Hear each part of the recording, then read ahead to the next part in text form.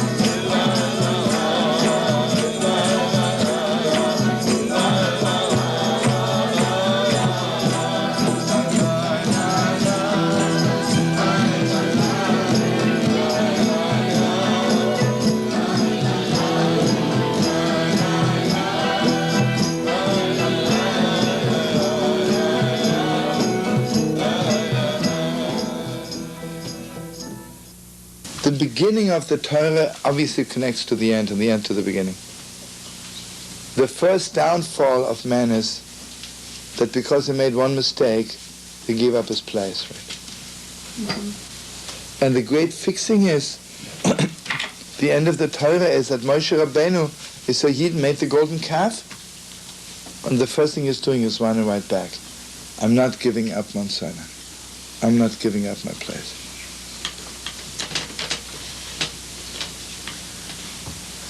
Okay, now listen to this. Even if you lose your place, like Odom Mauritian, right? You lost his place, and let's say you repent a little bit, you do a little bit, and somehow you keep things going, right? You can always get by with it. You know what's so special about serving God, about being holy, whatever it is? You can fake it, right? You can fake it all the way. You can even fake your way into paradise. I mean, how much do they check on you, right? You did everything right. You go up to paradise. You sit next to Rabbi Irvin Roth, Chief Rabbi of Temple of the Blue Bagel, and you're sitting together with the board of directors, and they have a Sunday morning tea, and I mean, really, you can fool yourself. But you know what it is. So you are B'nai Noach. What happened to Noah? Noah says, okay, the world is still there, right? Let's face it, okay, the sinners were wiped out and the world is still there. What's Eretz Yisrael all about? This Shabbos, you read that God showed Avraham Avinu the Holy Land. Zohar Kodesh says, the first person to whom God revealed Israel is Avraham Avinu, right? Why didn't he reveal it to Noah? The answer is very simple. Israel is the one land which didn't have the flood, if you remember. There was no flood. You know what Israel is? It's one land which is the place before the flood. You see, Noah, after the flood, it didn't go back like before the flood. But Noah gets drunk. He says, okay, face it, the world has changed. It's a different world now. It's after the flood. What do you mean it's after the flood? You know what the downfall was after the 6 million? We always said it's after the 6 million. We should have gone right back, like before the 6 million. Going right back on the level of Yiddishkeit, of learning. You know, the last few weeks, especially on the Mashal, was telling them, you know, we don't have the faintest idea sometimes what kind of learning was going on before the Second World War. I have to tell you two things, just to give us a taste. When I was 5 years old, my father took me to Ponevezh, in Lithuania. It was Shabbos Emma, in the summer. Shabbos was for Lag BaOmer. So the Ponevezh Rebbe said to my father, this Shabbos, I'm taking you to the synagogue of the water carriers. Water carriers. Because he says, every year on Shabbos Emma, the water carriers make a siyum hashas. What? The siyum, emisamim et hashas. They finish the whole shas. Let me ask you in all honesty, 99% of all the rabbis in America, most of them don't even know the names of all the tractates. I mean, learning the whole shas, let's say at least 60% don't know what the word shas means, right? Besides the point. Learning, right? Water carriers. Water carriers. And the Ponevezh says, told my father, I want you to know that nearly the whole year, every Shabbos, there is, you know, every trade had their own shul. Water carriers, tailors, shoemakers, factory workers. He said, I want you to know that Shabbos Emor is the Siyum HaShas by the water carriers. Shabbos B'Habachu Kaisa is the Siyum HaShas of the shoemakers. And Shabbos B'Midbar is the Siyum HaShas, the finishing of the Shas of the tailors. I have to tell you something. I once met a Hasidic Yid, a tailor. He survived Auschwitz. And he was working for a tailor at Baba V'Chosid. And he says, I was working for this Baba V'Chosid, who was a tailor. He had 10 workers. But the way we were working is like this. 9 were working, and 1 was learning loud from the Gemara. 1, and every hour we were changing. He says, I want you to know we're working 12 hours, and we were learning 12 hours. 1 was always reading loud. It's unbelievable, right? A tailor, not a rabbi. Tailor. I want you to know something else. One of the greatest rabbis of Lithuania, Chaim Heller. You know, I don't know if you know this, like, between Poland and Lithuania was, because of politics, Poland was angry at Lithuania because of Vilna, so they couldn't get a visa to go in from one to the other.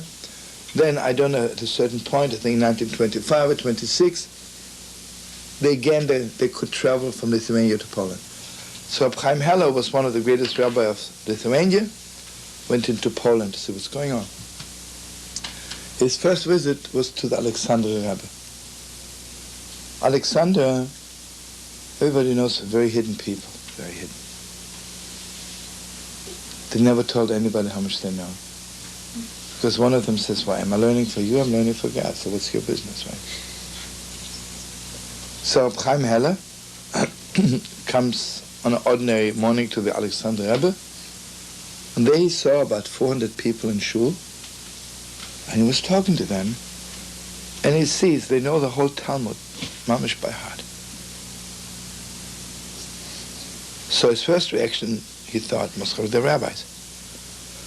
He says, Alexander Rebbe, you have like a gathering here of Polish rabbis? So Alexander says, come, I'll show you who they are. This one is a tailor. This one is a shoemaker. This one is a schlepper. This one never had a meal in his life. He says, nobody knows who they are. But Gewalt do they know. I have to tell you one more story. It's unbelievable. You know, in Wurke was a Gewalt, you know. Especially if some of you remember by Mendel of Wurke, the silent Rebbe, everything, for him the most important thing is everything has to be hidden. I want you to know something so deep. You know, I'm sure you feel the same way, at least for me it's very special. I judge people by how much they can keep secrets. People cannot control themselves. Whatever they know, they have to tell. I mean, I like them, but no. I cannot permit myself to have Geschäfte with them. Well, you know, the first thing I taught my kids, the very first thing, keep secrets. And the mamish was talking to them all the time. A lot of times when we'll ask them, should I tell this or it's a secret? Tell me it's a secret. Don't tell. I want you to know, when I like somebody a little bit, and this is for real friends, I want you to open your hearts to it. Imagine I like, let's say, Hanala, right? I like her a little bit. So yesterday I had a date with her. I walk in and say, hey, you know, I met Hanala yesterday. You know what that means? I like her, I don't love her. If I really, really love her, I can't tell anyone. Can't. It's much too deep. Anything you can tell is already a sign it's not so deep. I want you to know, if someone can tell you, I was up all night last night meditating. Schön Mazel Tov. So, be up tonight again. Who cares, right? There's some people who, everything they do, they have to brag, right? I don't want to hurt anybody's feelings, but let me tell you. Someone says to me, you know, about, start mentioning names. He says, I told him this. My rabbi says, why don't you go to this Baba or Swami I said the difference between my Rebbe and this Swami is very simple. Because this Swami, everybody knows what he's doing 24 hours. My Rebbe, nobody knows what he's doing. I would not trust my soul with somebody who can tell you the next morning what he did last night. It's nicht for me, you're not sweet. Again, I have nothing against it. He wants to do it, let me do it tonight again. No. My Rebbe, no. My Rebbe can only be a person who mamish does not tell anything. Everything is between him and God. So in Woke, I mean this is the number one in Chassidus, and Woke was even deeper than that. Woke was mamish like. In Woke, anybody who talks, again, he couldn't remain one of the Chama. Can't. You're sweet, go somewhere else. Have nothing against you, but not here. Okay, so his biggest pupil of the Holy Woke, besides the Alexandra, was Rabbi Shlomo Carlebach. Rabbi Shlomo Carlebach was a multimillionaire. Mamish, a multi-millionaire. And later on, after the Woke passed away, he became a Rebbe. He became a Rebbe, Alexander became a Rebbe, thousands of Chassidim. But at the time of the story, it was just a wealthy man. And in Biala, like the great scholars were all anti-Woke, because everybody knows the Woke doesn't know how to learn and nothing. And the tailors, the shoemakers, the people who keep secrets, they were all Woke Chassidim. So one time, Rabbi Shlomo Carlebach, who's like, he can't help it, he's the richest man in town, says to the rabbi, would you mind joining us tonight for a feast of Rosh Chodesh, the new moon? Rabbi is the rich man. He says, this busy right now, like rabbis plan funerals already ahead. He says, I might have a funeral tomorrow, Anyway, so he says, okay, come next Rosh Chodesh, every 4 weeks. Mm-hmm. So finally comes to a point he has to come. So he comes, and to his it's terrible even to think about it. All the water carriers are there, all the shoemakers, all the tailors. And he sits down, he knows it's absolutely below his dignity. But Rabbi is a rich man, and what can? So, sitting down. The Besmedrash. And Rabbi officially they covered it up with drinking whiskey. Rabbi says, everybody's ready to get drunk. And Rabbi says, this is what they call a feast of Rosh Chodesh? Disgusting. Rabbi says, why did you bring in the whiskey? They bring in like pots of whiskey. And he takes out a water glass, not a little whiskey, but a water glass. Says to Rabbi, here, have a drink. He cannot say no, it doesn't look nice, So he drinks. Then he says to him again, how do you like the whiskey? I can't stand it, but it doesn't look nice, right? It's good whiskey. He says, here's another glass. Anyway, he gave him 3 glasses of whiskey. It was really out. He was asleep. He woke up the next morning. His head was on the table. There was nobody there. But one thing was clear to him. They didn't drink. Who knows what they did? Must have been so holy and so exalted. So Rabbi looked at me and realized I'm not on the level. I said, okay, you drink. Next Rosh Chodesh, he says, I'm coming back again. And again, Rabbi says, would you like some whiskey? But he managed to pour the water out under the table, and after about 10 minutes he pretended he's drunk. But he wasn't. What is he doing?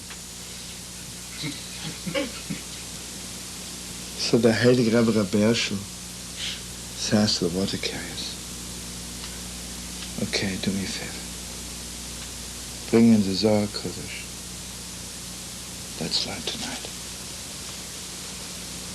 You see, this rabbi was not only a great scholar, he was mamish a great Kabbalist. And he imagined that he knows what the Zohar Kodesh says. Gewalt was that holy, Gewalt was that divine. And the way they were all learning together, he realized that he has not reached the lowest level of even one of the water carriers. I'm not talking serving God. In knowing and being a Kabbalist, knowing what the Zohar Kodesh says. Can't believe it. So I realized, Gewalt, I'm not even on the level of the lowest water carrier. And Rabbi Shlomo, who's the Rebbe of all those water carriers, who knows how much he knows. Anyway, after the learning was over, all the water carriers left. And Rabbi Shlomo walked up to the chief rabbi of Biala, and he says to him, hey, I know you're not drunk, Can't fool me. He says, how did you like the learning? But talk to me straight, he says. Did you understand what we were learning? He says, Rabbi, tell you the truth, it's clear to me that I haven't reached even the knowledge of one of your water carriers. Rabbi says to him, let me talk to you straight. I want you to know that you have not reached even the lowest level of one of my water carriers. Chaim.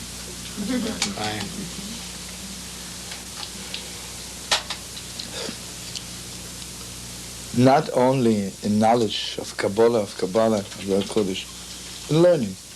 You're the chief rabbi of Biala, it's very cute. My water carriers and my tailors know much, much more than you. They don't brag about it. They don't talk to anyone. And I want you to know that none of the water carriers reaches the lowest of my levels.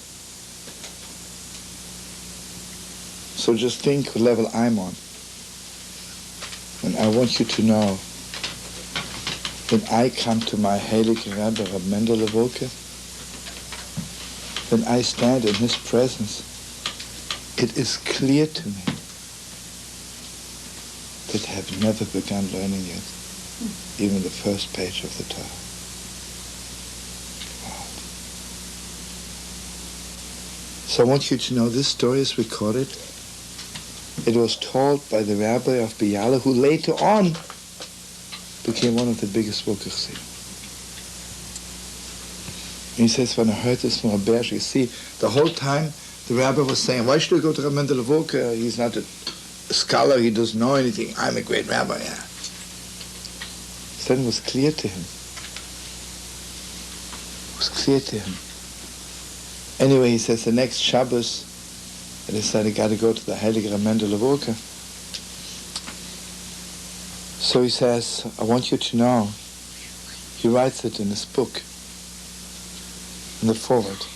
He said, I want you to know, when I stood before Rab Mendel Wolke, and has a privilege just to touch his holy hand,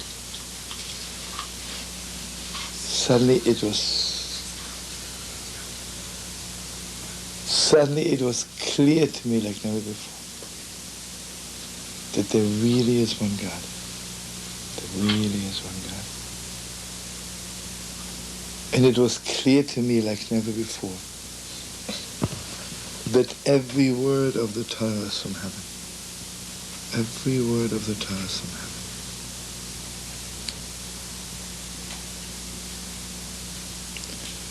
heaven. Now listen to this, my beautiful friends. This is really deep, if I could have your deepest attention. You know why I didn't go back to my first place after I made my first mistake? Because I want you to know even my first place. I didn't keep it a secret in my first places. I never kept it a secret. I want you to know, imagine I'll be sitting here and I'll tell you, friends, you know me for years, I mean, my humility has been known. In fact, I myself had the privilege of writing it up in the Jewish press.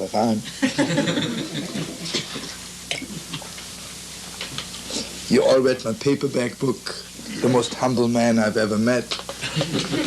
There's me, right? And I also have a picture of me at breakfast. This, how much humility I eat cornflakes. And just awesome.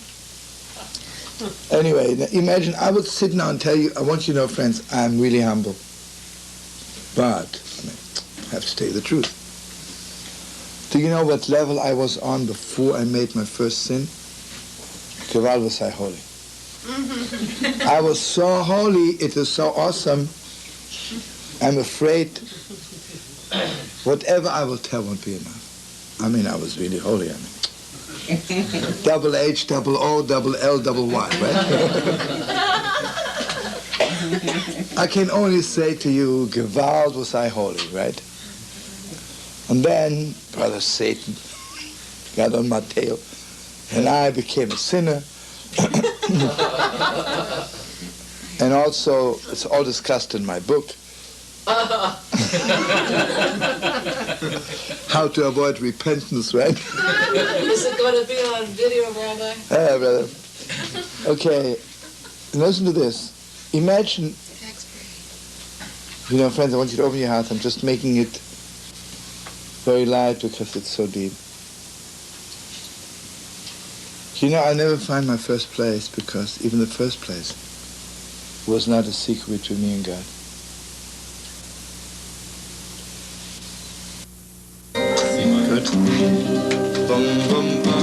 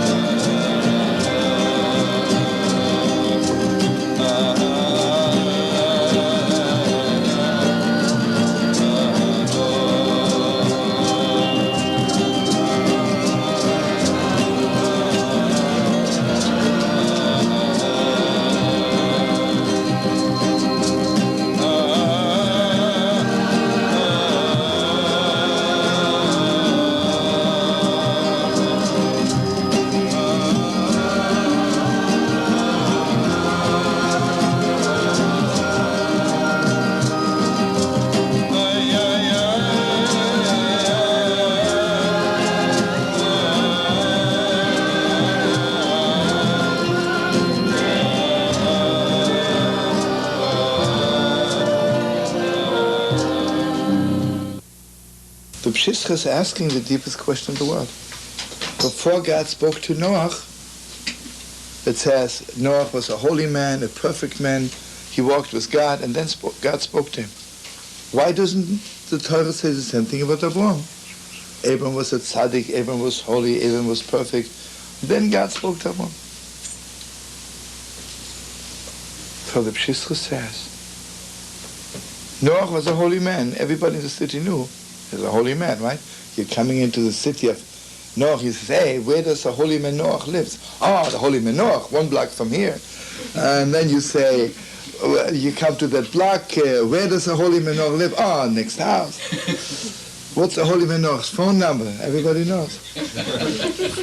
You come into Chor and say, I heard there's a holy man Avram here. Holy man Avram. Well, I don't know who it is. I mean Abi, the one who helps everyone. Oh, Abi, you mean my brother Abi? Yeah, something else. Brother Abi, yeah. Right? You know how deep this is? Avram didn't operate as a holy man. Because everything was secret. And this is Avram Avinu wanted so much to be a secret that God knew if I put it in the Torah, I'll hurt Avram's feelings. Wow, this is deep. Can you imagine? I mean, this is a Pshishra Torah, it's a heavenly Torah. If the Torah would write Avram Avinu as a holy man, Avram Avinu would be so happy. God, how? Giving away our secrets. I just want it to be between me and God. Okay, now listen to this deepest depth.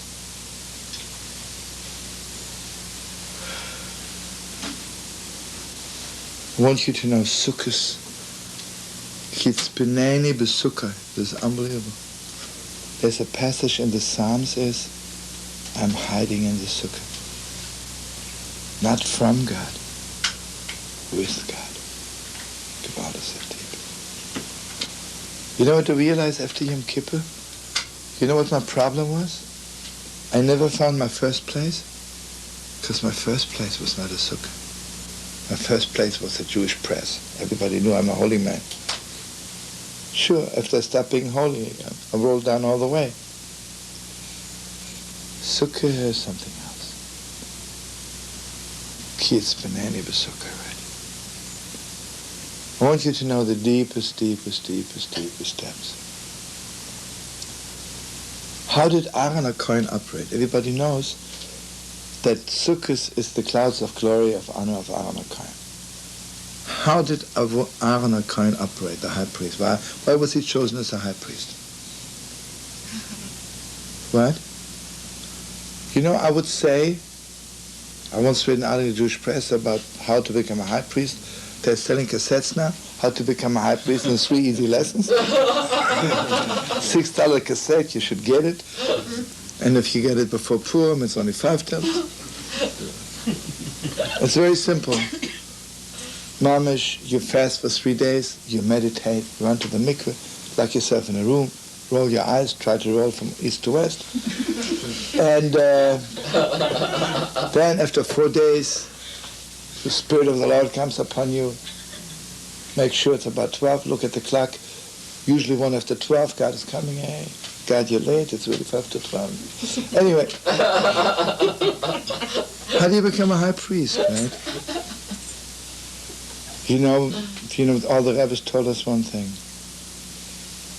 Aaron HaKohen was a street person. You think Aaron HaKohen, you ever saw Aaron HaKohen? Oh, where's the high priest? Oh, this, how do you see the light? He's sitting and learning. He's praying. Aaron HaKohen, nobody saw him ever praying. Nobody ever saw him learning. He was running around on the streets looking at people. Oh, Moshe, you're sad. Why are you sad? Oh, yeah, I just had a fight with my wife. Aaron HaKohen runs to his wife, Chamala, I just saw your husband, Moshe. He's so sad. You had a fight with him. He loves you so much. Gewalt. Aaron HaKohen would run between people back and forth, bring peace between people. I want you to know this is an unbelievable Torah. The Ropshitzer Torah. You know what Korach said? Remember Korach wanted to take away the priesthood from Aaron? This was his claim. He says, this is a high priest. He's a street person. Day and night he's running around talking to people. What kind of a priest is that? Look at me, Kairach. He was meditating. He was learning. Every time he went to the mikveh, there was a big sign outside the mikveh, don't disturb. Kairach is in the mikveh, right? Gewalt. I want you to know something. This is deep. One of the big rabbis fasted, mamish from Shabbos to Shabbos. He fasted the whole week. The Holy Volker wanted to test him if he's for real. He came to the Holy Volker. It's a long story, but I'm giving you just this one little part. And I told you in Volker, the most of, if you open your mouth, it's what you do for God, you tell. You're cute, but not here. Not for me. Go somewhere else. This person came, a big Rebbe. He was not a Rebbe then, he was just a chassid. He's mamish fasting from Shabbos to Shabbos. So the Holy Volker invited him half hour before Shabbos to eat. He was testing him. You know what it means to fast a whole week? You have just half hour more to go, right? But now the question is he saying,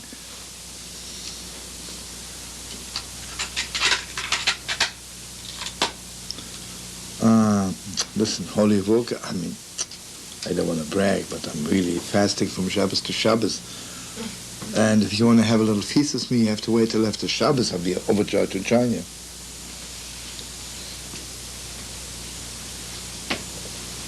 So you know what Volker says? Oh, you want to eat with me? Didn't say a word.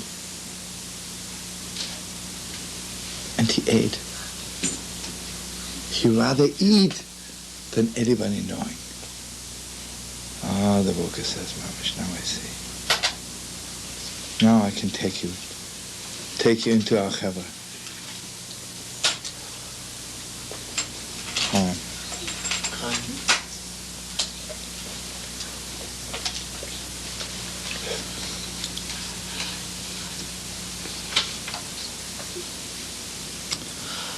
Won't you know something so deep? Next Shabbos we read, after Avraham Avinu made a covenant with God, and he was sitting at the door of his tent, and he had the highest God revelation ever had. From afar he saw 3 pagans. He thought they're pagans. You know what he should have said? Even if the pagans would come close, he said, listen, 3 pagans. You know what I'm doing right now? I have the highest God revelation. Please don't disturb me. You know what Avraham Avinu did? He said to God, God, you have time. There's 3 people. I think they're hungry. Go out. Go out. Go out. Go out.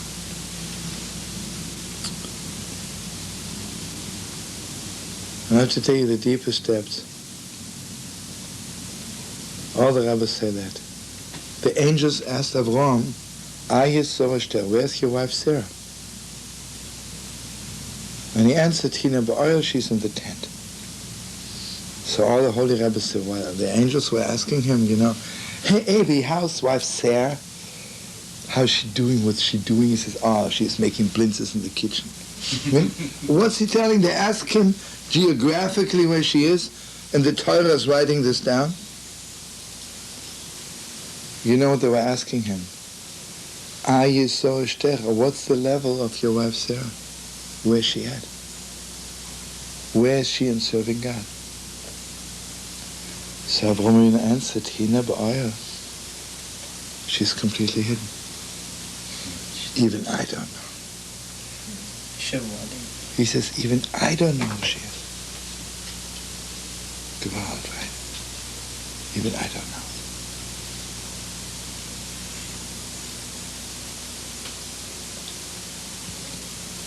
Anyway, so I want you to know. God says to Avraham Avinu, I want you to know that the Holy Land is the most hidden land in the world. You can look at the land for 2,000 years, you won't see anything holy. You know when you'll see how holy it is? Then I will show it to you.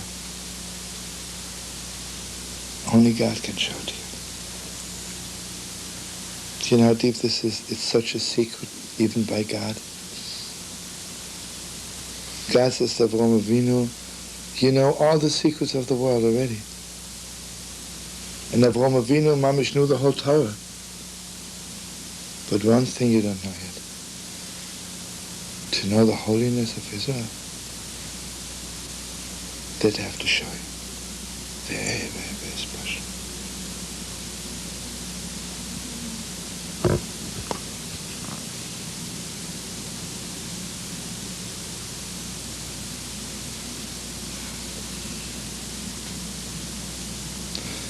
You know what we do some with Torah? We dance with the Torah when the Torah is covered. You know, we say, Rabbi Shlomo, maybe all my mistakes came because I was learning Torah and everybody saw me learning. Rabbi Shlomo, from now on, nobody will see me. I'm just dancing with the Torah hidden.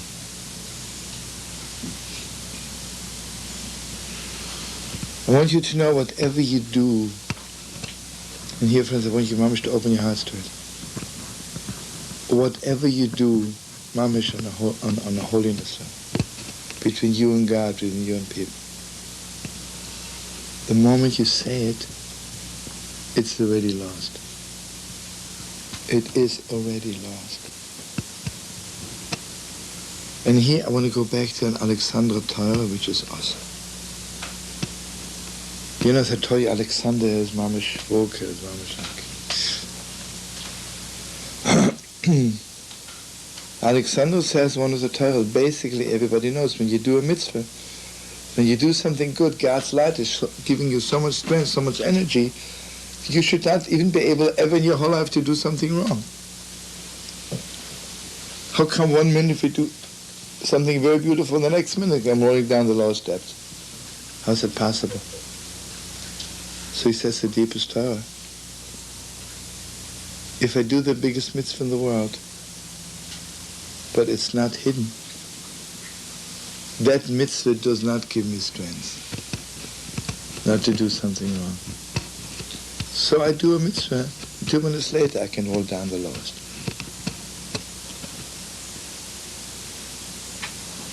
And here, if I can say one more Gewalt Torah.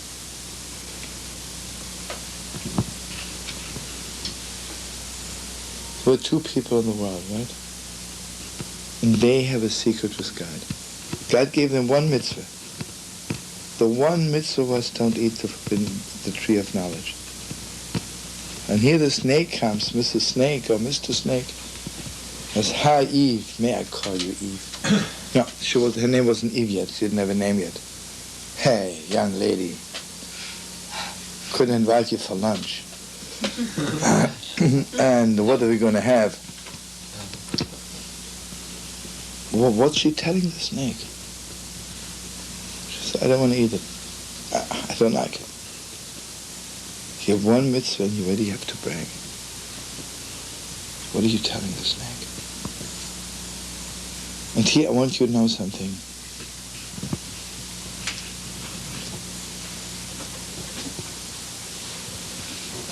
I have a very, very, very deep feeling.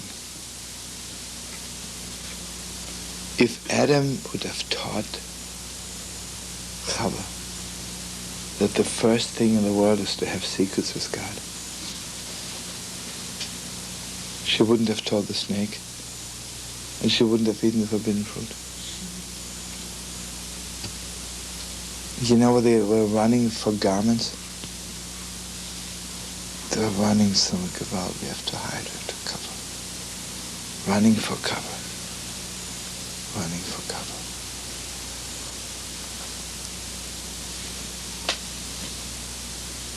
And you see the real fixing of the world is Avraham Avinu. Everybody knows Avraham Avinu is the deepest fixing of Adam and Eve's eating the tree of knowledge. First of all, I want you to know a tree of knowledge, when you see a poor man, you really have a little guts. Ask the poor man, what are you going to do with the money? Are you going to buy drugs? Are you getting drunk? What are you going to do with it? אתה הולך כבר? לא. How come Avraham Avinu is feeding every person? If a person you see a bum, you should really ask them first, how come you don't have your own money? I mean, you're strong. I wouldn't you say, I'm 90 years old, you're a young bum of 20 years, you can work. What do you mean you're eating my bread? Chutzpah, right? What do you think? I got everything for nothing. I work like a dog also. Why can't you hold a job? So this is already anti-tree of knowledge. Tree of knowledge was asking questions, analyzing. Is it good? Is it bad? Is it right? Is it wrong? But here, what I want to say to you today, Mamish,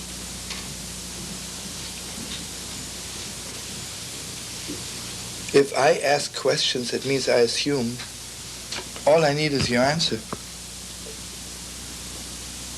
But if it's clear to me that every person is full of secrets, who am I to ask? Who am I to ask? You see, if I see a poor man and he's standing on a street corner, the way he looks to me, he could have a job. What do I know, right? What do I know? You see, tree of knowledge is I know everything. Tree of life is mamish, I know nothing. Everything is hidden. Everything is hidden. Okay, now listen to this. Avraham Avinu's fixing of the tree of knowledge is that he does not ask questions. The fixing of our mother Sarah is, as I mentioned before, Sarah is Hina Ba'aya. It's even deeper than that. See, Avraham Avinu, you know that he's doing good with people, but he doesn't ask. That's one fixing. The fixing of Sarah is that your mamish don't know what she's doing at all. You don't know what she's doing. It's deeper than all this.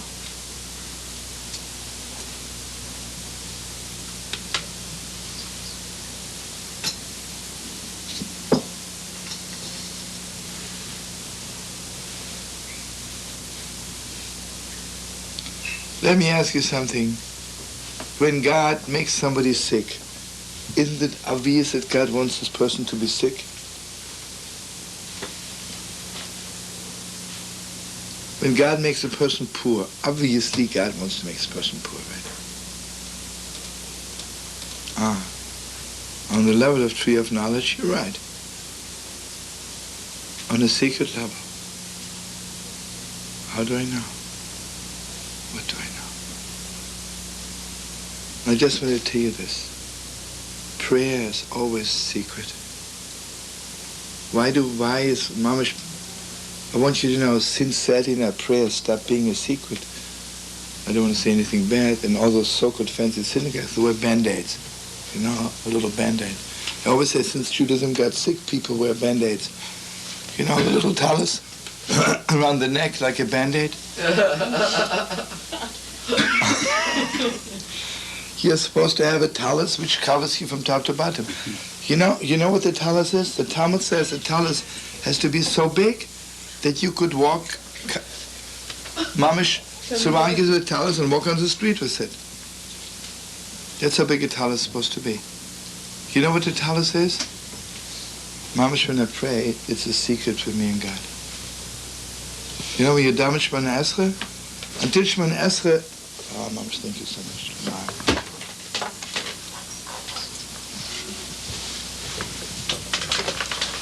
Here, friends, until Shemona Esrei, it's just getting myself ready for davening. Shemona Esrei itself, Mamish have to cover my face. It has to be completely hidden. And I want you to know just the deepest Torah of Tzedek Korinth is one thing. The first prayer in the Torah, which the Torah recorded, which means whenever the Torah says something for the first time, it's a headquarters, is Avraham Avinu praying for Sodom. And everybody knows, because Avraham Avinu prayed for Sodom, his nephew Lot was saved, and Lot's granddaughter is Ruth. She's the mother of Mashiach.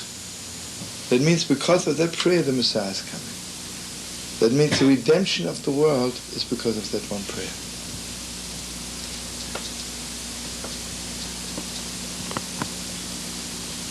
You know, if you pray and you know what you're praying for and you know what you want, you know what Rabbi says, sometimes God doesn't answer our prayers because praying doesn't mean I'm telling God I would like you to do this.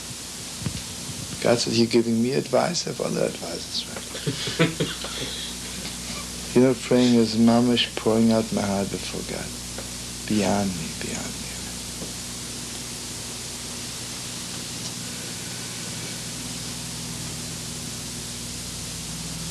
I once gave a concert somewhere without mentioning names, and it was like during the winter vacation, Christmas, and suddenly the car pulls up and 5 students jump out and they say, but 5 miles from here there's a big convention of college students on prayer. And we are there for 3 days, we heard all the lectures, it would be beautiful if you can come. Okay, I'm coming there, and there are my 15 rabbis, all gave big lectures on prayers. I walk in there, I said, you know, forgive me for being so coarse, but you're here 3 days talking about prayers. Did you pray in those 3 days? The rabbi says, it just was no chance, you know, because they were just talking, giving lectures on prayers. They didn't have to, really, like, you know, who do I think they are, right? They're sophisticated people. I said, Chavra, I'll tell you something. Let's get together and daven Marav, you know, let's daven. And there were a lot of good musicians, and I want you to know it was one of the highest nights of my life. Because they were so hungry for it, right? They were waiting for 3 days to daven. And they didn't let them daven, you know. I want you to know one more thing. Learning isn't this world. I learned the letters. How come children cry when they come from heaven? Because praying is taught to us in heaven.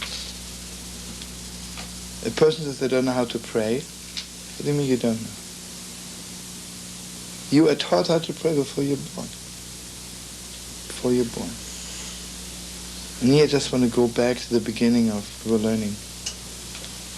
When you do something wrong, what do? Go back to your first place. You know what Adam did wrong? After he did something wrong? Why didn't you daven? Why didn't you daven?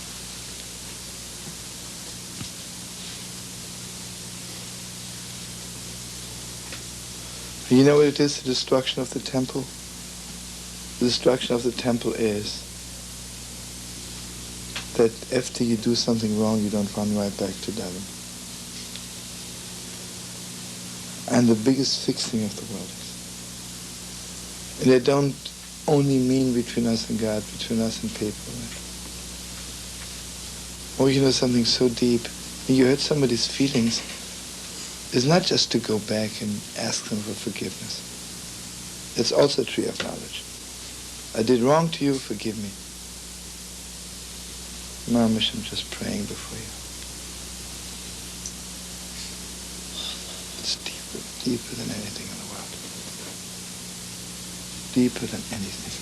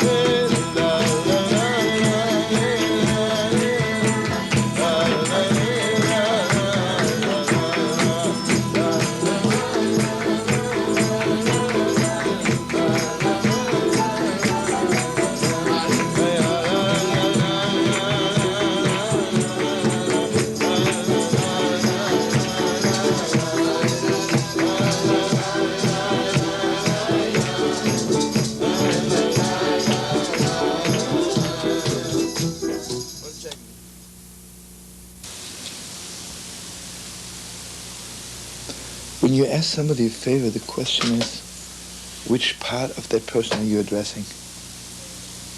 Are you addressing the revealed part of the person? Are you addressing the secrets?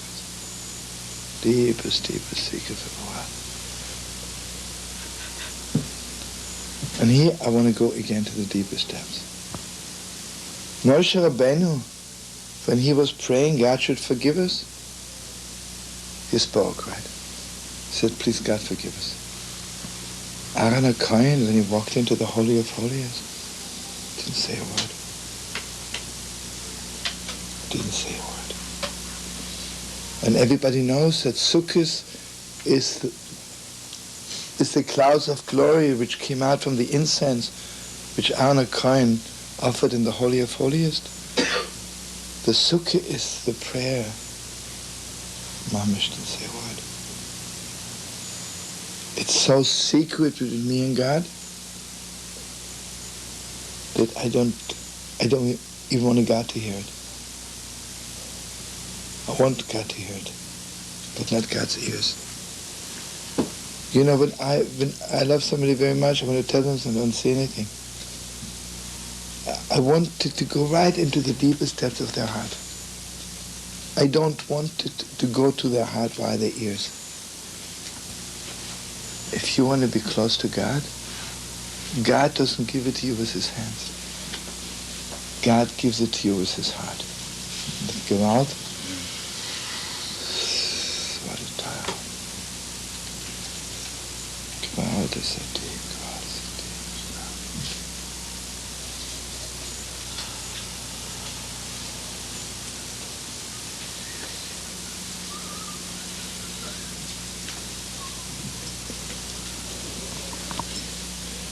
See, I want you to know something. There's a Torah which enters my soul via my head, via words. And there's a Torah which enters me via my hands. Lulav and Esrik with my hands.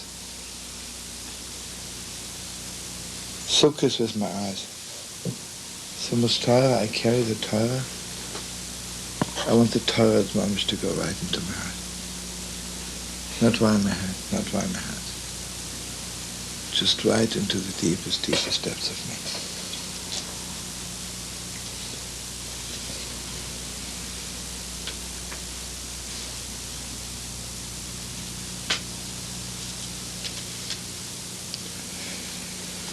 And I just want you to know, friends, that Noach, last Shabbos, the world wasn't fixed yet.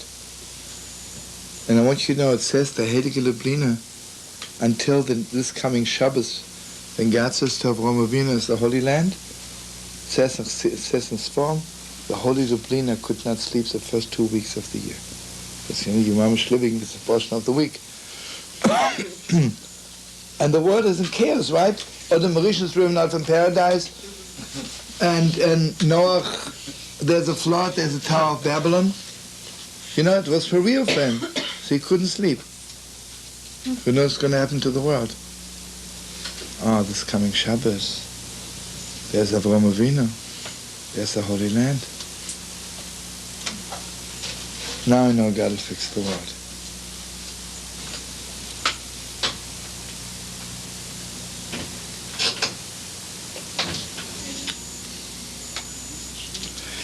And let's go back from the beginning.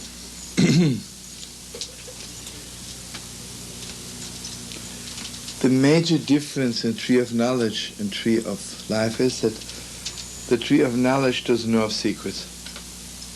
This good and this bad, there are no secrets. The tree of life is all secrets. Etz Chaim. Everybody knows, I mean, on a down-to-earth level, the deepest Sisra Torah, as I said, is called Etz Chaim, right? Tree of knowledge is all secret. And just to go over fast, remember we're learning Noach, for him, serving God was not a secret. Noach is tzaddik, the Torah says it was a tzaddik, everybody knew it's a tzaddik. The whole generation knew he's a tzaddik. Ish tzaddik tum b'doraisa. The whole generation knew Noach is a tzaddik. And the whole thing of the flood, everything was open. If you remember something very deep, that even Noah, as much as he was saved, but the Gemara says the water were mamish, the flood were going up and down. It was like mamish, a ship, every second he thought that the table was going to break. And the Medrash says, why couldn't the water make it peaceful for him? And the Medrash says, one way or the other, because the water were angry at him. Why were the waters angry at him? That he didn't pray for his generation. Because everybody knows water is on the level of davening, because it says, Shifre Kemaim Libech. Now listen to this. What's so special about water?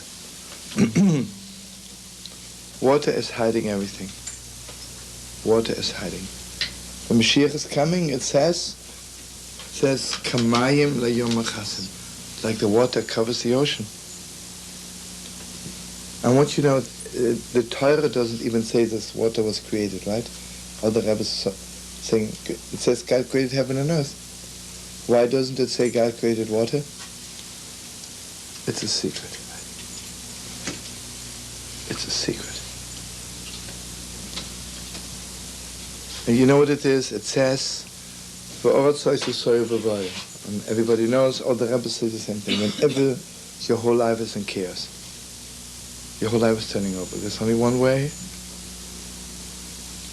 The Ruach Elikim Chefes al Pnei Hamayim, and God's Spirit was upon the waters. The Medrash says, the Ruach HaMashiach. That means even if your life is in chaos, and if you go to the mikveh, you taste a little bit coming of Mashiach. Because, remember we start saying at the beginning,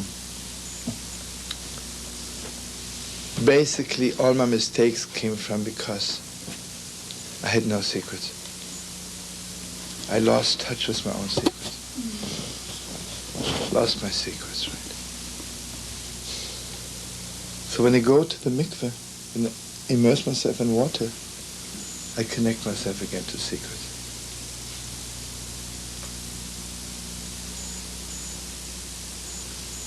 Listen to this. The water. How did the water cleanse the earth?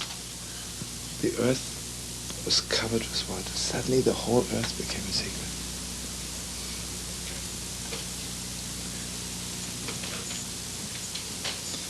I want you to know something so deep that the whole tshuva movement, every mamish, something happening to the world. Something happened to the whole world. Mamish want to go back to God. Deepest way, right? And I don't mean only Jewish young people, all over the world. It's a tremendous awakening, right? And everybody knows this awakening, mamish, began in 1967. After we came back to the Holy Wall, right? Shlomo Carlebach. What happened to the world? Suddenly their secrets were woken up, right? You know, until 67, most of the time you go to college, you come home, you don't believe in God anymore. I know everything, right? Fact of life. In the 40s, 50s, beginning of the 60s, people go to college, come home, they don't keep Shabbos, don't keep Yom Tov, say I don't believe in it anymore.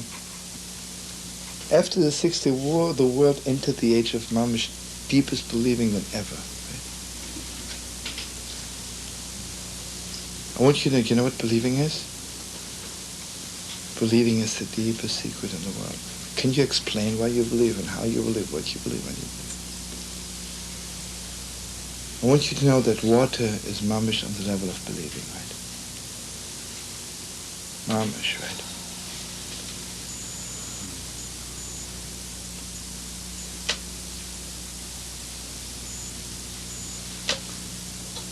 Everybody knows Sukkot. Sukkot spitzile de memnus. I'm sitting in the shade of believing. Sukkot, I'm completely surrounded by it. I remember learning it a lot of times. Surrounding means I don't have vessels for it. It's deeper than myself. Anything which gets into me, my inner life, means I have vessels for it. Do you know what believing is? Not I don't know it and I believe in it. My knowledge of it is deeper than my vessels. It's deeper than my brains, deeper than my head, deeper than my soul, deeper than my whole being. It's beyond me. I want you to know, if you love somebody very much and you say, I know them, that means you only love them certain measures. My brain is 5 miles long, I love you 5 miles long. If you love somebody very much and you say, I believe in them,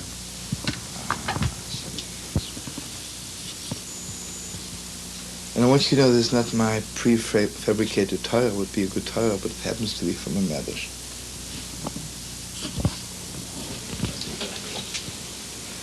What is the difference between learning Torah with great holiness or learning Torah just like this, right? Like the subject. You can study the Torah, you can study the Gemara, and you can know it, but you don't believe in it.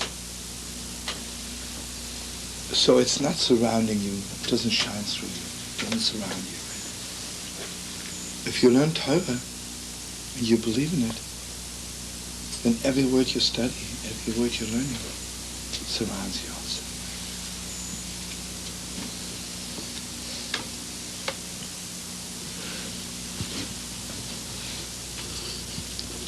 Now listen to this. On Yom Kippur, I stand before God and tell Moshe I made so many mistakes. You know what I realized? You know, Aaron Cohen walks into the Holy of Holies, says to God, you know they made so many mistakes? Nothing was surrounding them anymore. They didn't have the cloud of glory around them. You see, holy learning is when I understand everything, but really understand. The Holy of Holies is when I know it's deeper than all this. It's so much deeper. So Sukkot, I'm sitting in the Sukkah. Mamish, I'm sitting and believing. I'm sitting in every word I ever learned. And again, Avram, Yitzhak, Yaakov, and the 4 mothers come back. Because I want you to know, friends, Mamish should have the privilege of doing it. Only parents can give you this kind of deep belief, Mamish. That which is beyond, deeper, deeper, deeper than anything.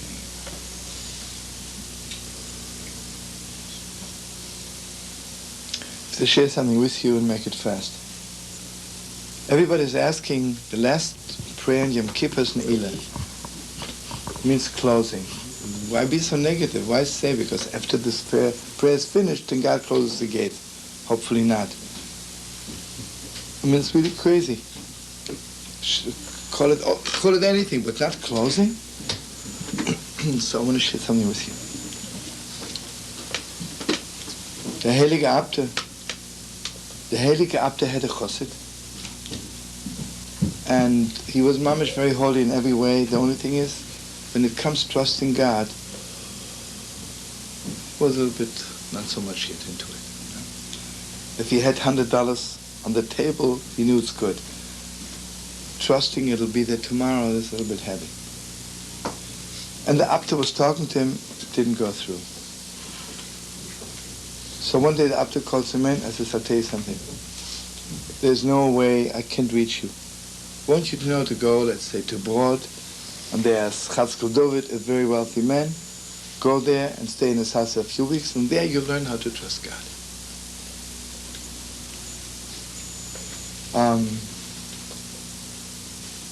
You know, deep down you think, listen, a rich man is trusting God, you know, it doesn't really turn me on.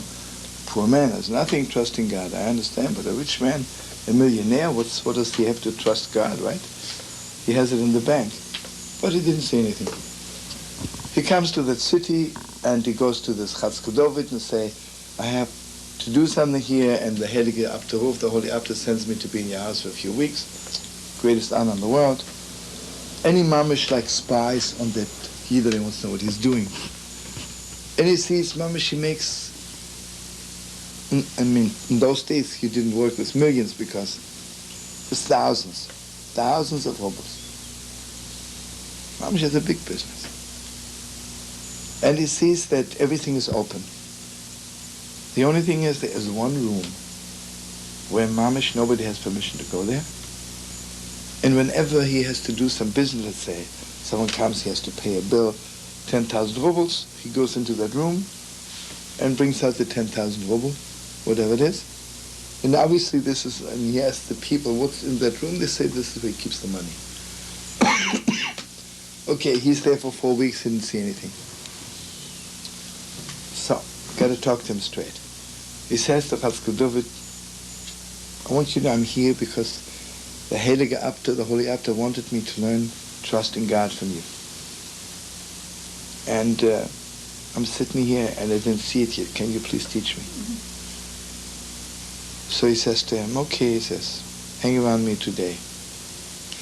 And I'll explain to you everything later. Okay, in the morning about 10 o'clock, the nobleman sends word to him. You know, the palace was rented. He says, you know that tonight you have to pay 10,000 rubles, and you'll be back 6 o'clock for the rent.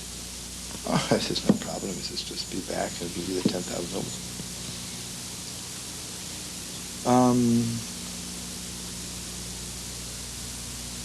About 1 o'clock, suddenly there's a carriage, and a rich man comes, and he says to him, I'm going to South Africa, and I have here 20,000 rubles, and I don't want to take them with me cash, because I'm afraid that, God forbid, the bandits might come. I'm leaving it by you. I know when I come back,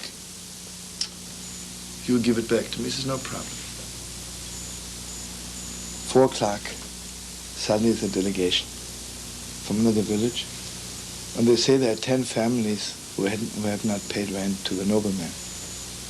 And you know, those days, remember, when you pay rent, they kill you, they take away your wife, your children. He says, how much they need? They said 20,000 rubles. 20,000 rubles, no problem.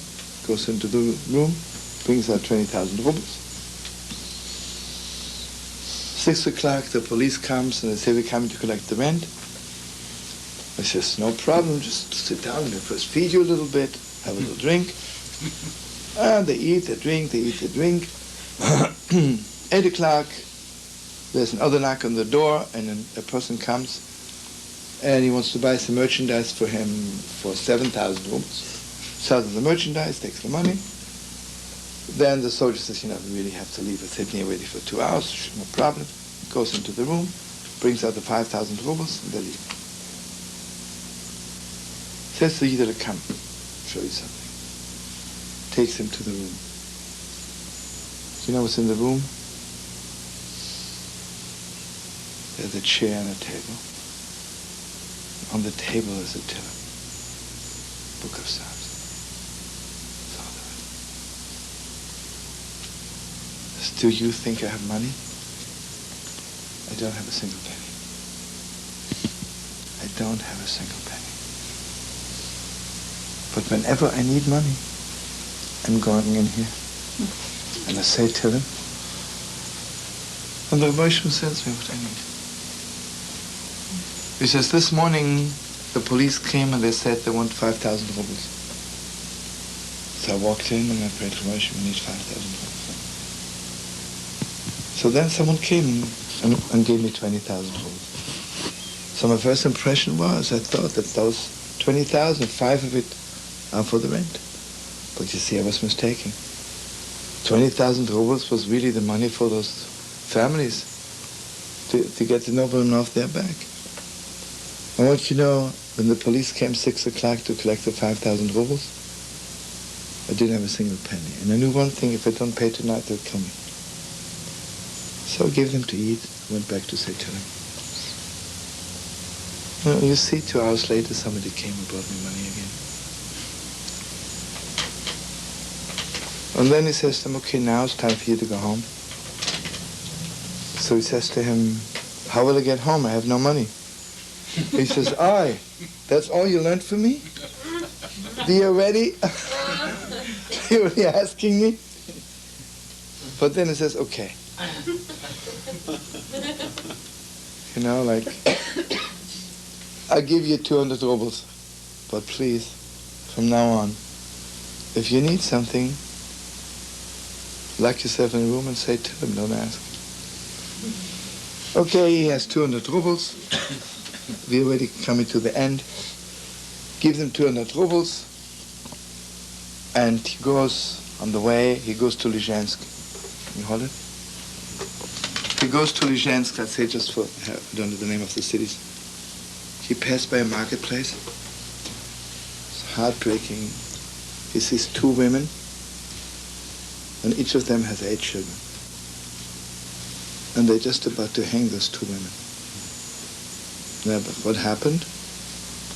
They owed rent. You know, and this was going on in those days, and was Gewalt, how much they tortured and killed us. Gewalt. So the 2 husbands of those wives went out to get loans to pay the rent. In the meantime, the nobleman came and he says, where's your husband, where's the money? And have it. We're hanging those 2 women. Gewalt. He literally passed by the marketplace. Gewalt, and thus each of them has 8 children. They're standing there crying. And nothing, right? Mama, he runs up to the nobleman and says, how much do they owe you? Oh, he says, they owe me 500 rubles. He says, if you hang them, you have nothing. I'll give you 200 rubles. You know? So you know, a Jewish economy, you know, apples, you know? Like you say, $1.99 is better than $1.98, right? You're coming, you're going. Okay, let's see. Okay, open your hearts, friends. Anyway, he's talking to the nobleman. Nobleman says, I give you till tomorrow morning 6. And if you don't bring me 300 more rubles, I'll hang you. I'll hang you. But a little bit he has learned already to trust. So he says, okay, I'll be back tomorrow morning 6. No, I'm sorry. I'll be back tomorrow exactly again like this time, 12 o'clock noon. You have to bring me the 300 rubles. And he says, I promise you my police, if you don't show up, will find you. Okay, Baruch Shem, they release us 2 women. We go home with the children. And all day long he's running around looking for loans, 300 rubles, didn't find it. Finally, he goes to, let's say, Anipoli. It's like a village next to it. And late at night, he comes into a krechme, and he doesn't have a single penny. He's lying down under the table to sleep. 3 o'clock in the morning, there's a knock on the door. There's a carriage with 8 horses. And a nobleman, real nobleman, comes in and he says, bring me something to drink, you know, drinks, and he pays. And he says, I'll tell you something. I have a cousin, a nobleman in Anipoli, and I have to send him 5,000 rubles. But he needs it by tomorrow morning 6. Is there anybody here who could take the money and bring it to my cousin in Anipoli? In Lizhensk, I'm sorry. So the Yidel under the table says, you know, I have to be tomorrow morning in Lizhensk because he thinks I have to pay 300 rubles. So hopefully he'll give it to me. I can give you the money. I'll bring it to your cousin. And he thinks maybe he'll give me a loan, a little bit. So he gives him the money. The nobleman leaves. He walks back half the night, arrives in Lizhensk again, and he says, is everybody, where's that nobleman? You know, that's the nobleman Ivan III. He said, the nobleman Ivan III? There is no nobleman in this whole, I've never heard of somebody. He says, I have 5,000 rubles for him. Anyway, he doesn't find it. So in the meantime, he pays off the other 300 rubles which he owes for those 2 women, and he comes back to the Holy Abder.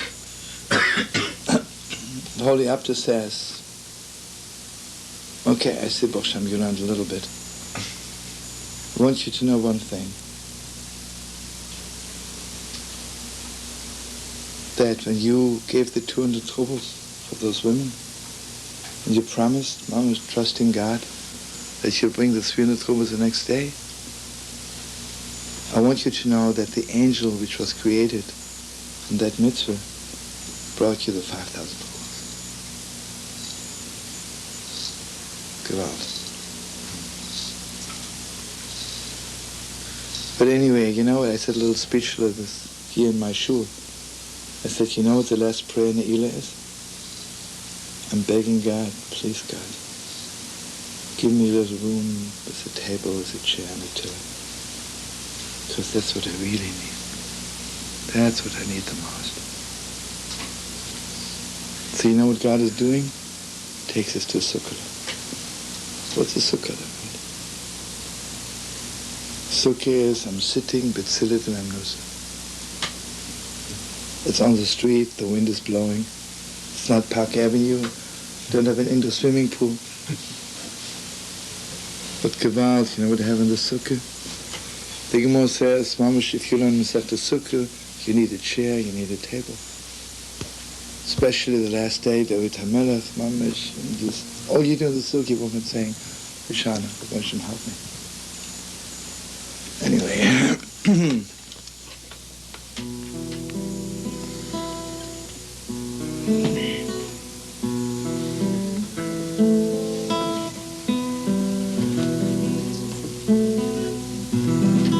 You gotta sing one more song. You gotta go. Okay, let's sing one more song. Dine, dine, dine, dine, dine, dine.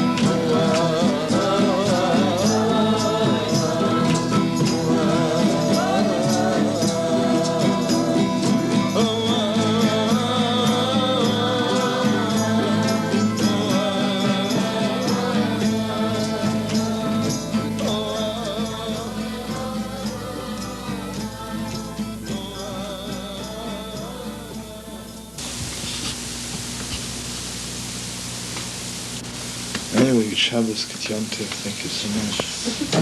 Thank you, everyone.